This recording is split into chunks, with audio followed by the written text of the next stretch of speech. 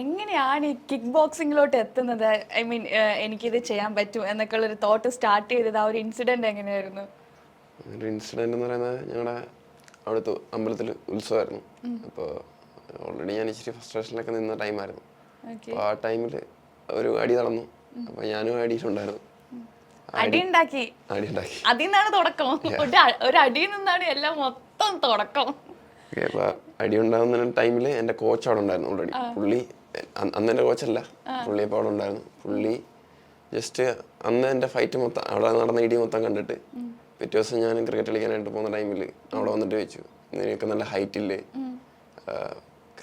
Kick boxing പഠിക്കുന്നു, എന്തായാലും നീ ഫൈറ്റ് ചെയ്യുന്നു, നീ ലീഗലായിട്ട് ഫൈറ്റ് ചെയ്യും എന്നുള്ള രീതിയിൽ പറഞ്ഞ് പുള്ളിയാണ് കൊണ്ടുപോയി പഠിപ്പിച്ചിരുന്നു കിക്ക് ബോക്സിങ്.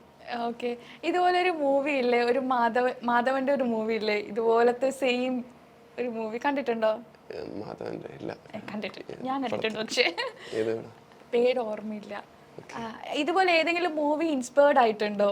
ഇൻസ്പയർഡ് ആയിട്ടുണ്ടോന്ന് വെച്ചാൽ എനിക്ക് മൂവി സാർപ്പട്ട പരമ്പര ഇഷ്ടപ്പെട്ടിട്ടുണ്ട്. പിന്നെ ബോക്സിംഗ് പടങ്ങൾ, അത്യാവശ്യം ബോക്സിംഗ് പടങ്ങളെല്ലാം കാണും.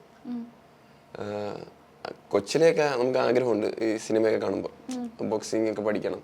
പക്ഷെ അത് എവിടെ പോയി പഠിക്കണം, എങ്ങനെ പഠിക്കണം എന്നുള്ള ഒരു ഐഡിയ ഒന്നും ഇല്ലായിരുന്നു. പെട്ടെന്ന് പുള്ളി വന്ന് ചോദിച്ചു, ഞാൻ ഓക്കെ ബോക്സിംഗ് എന്നുള്ള രീതിയിൽ പോയി. അപ്പോൾ ഒരു മെന്റലി ഡൗൺ ആയിരുന്ന ടൈം ആയതുകൊണ്ട് എന്തെങ്കിലും കിട്ടിയാൽ മതി എന്നുള്ള രീതിയിൽ കയറി വെച്ചിരുന്നത്. ഇപ്പം രാഹുലിനാണെങ്കിൽ ആദ്യം ഒന്നും അറിയില്ലായിരുന്നു, എന്ത് ചെയ്യണം എങ്ങനെ ചെയ്യണം അങ്ങനെ ഒന്നും അറിയില്ലായിരുന്നു. അതുപോലെ ഒരു പ്രൊഫഷണൽ ഫൈറ്റർ ആകണമെന്ന് ആഗ്രഹിക്കുന്ന ഒരുപാട് പേരുണ്ടായിരിക്കും. അപ്പോൾ അവർക്ക് കൊടുക്കാൻ ഉദ്ദേശിക്കുന്ന ഒരു അഡ്വൈസ് എന്താണ്?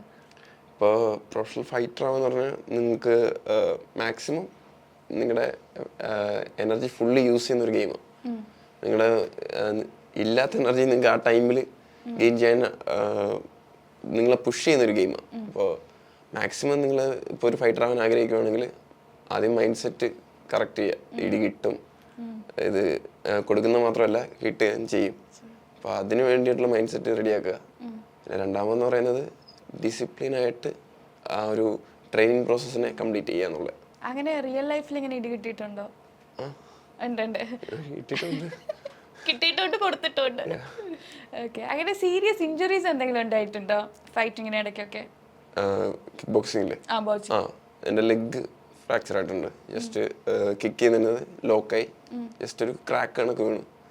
പക്ഷെ ഓക്കെ ആയിരുന്നു. അതിലും വലിയ പിന്നെ മൂക്ക് പൊട്ടാറുണ്ട് ഇടയ്ക്ക്, അത് ഇടയ്ക്കിടയ്ക്ക് പൊട്ടാറുണ്ട്.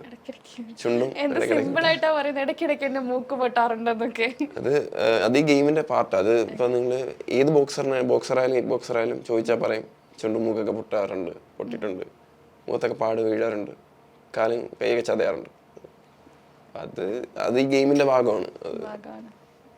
ഇതുവരെ ചെയ്തിട്ടുള്ളതിൽ ഏറ്റവും ഫേവറേറ്റ് ആയിട്ടുള്ള ഒരു ഫൈറ്റ് ഏതാണ്? അതെന്റെ ഫസ്റ്റ് ഫൈറ്റ്. എൻ്റെ ഫസ്റ്റ് ഫൈറ്റ് കേരള സ്റ്റേറ്റ് ആണ് നടക്കുന്നത്. അപ്പോൾ എൻ്റെ ഒപ്പോണന്റ് ഒരു ഇടുക്കി പ്ലെയറാണ്. അപ്പോൾ അത് കോളേജ് പിള്ളേരായിരുന്നു. അപ്പോൾ അവർ കോളേജ് പിള്ളേരെന്ന് പറയുമ്പോൾ ഭയങ്കര സപ്പോർട്ടല്ലേ അവരുടെ ടീമിനെ.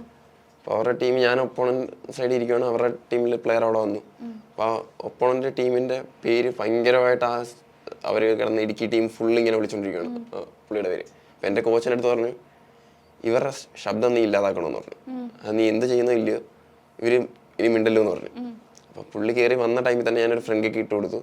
അപ്പോൾ ടോട്ടൽ സ്റ്റേഡിയം സൈലന്റ് ആയി. അപ്പോൾ എനിക്കത് ഭയങ്കരമായിട്ട് ഇഷ്ടപ്പെട്ടു.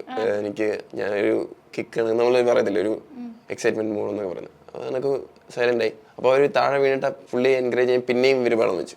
അപ്പോൾ പിന്നെ വന്നപ്പോൾ ഞാൻ പിന്നെ ഒരു ചവിട്ട് വെച്ച് കൊടുത്തു, പുള്ളി പിന്നെയും താഴെ വീണു. അപ്പോൾ അവർ സൈലന്റ് ആയി. ആ സൈലന്റ് ആവുന്നതിൻ്റെ കൂടെ എൻ്റെ ടീംമേറ്റ്സ് എല്ലാം കൂടി എൻ്റെ പേര് ഉറക്കെ വിളിച്ച് പറഞ്ഞ് ബഹളം വെക്കാൻ തുടങ്ങി. അപ്പോൾ അത് കേട്ടപ്പോൾ എനിക്കൊരു എന്താ പറയുന്ന നമുക്കൊരു ഇത് എനർജി കിട്ടില്ലേ. അന്നുതൊട്ട് എനിക്ക് കിക്ക് ബോക്സിങ് ഭയങ്കര ഒരു കിക്ക് കണക്കാണ്.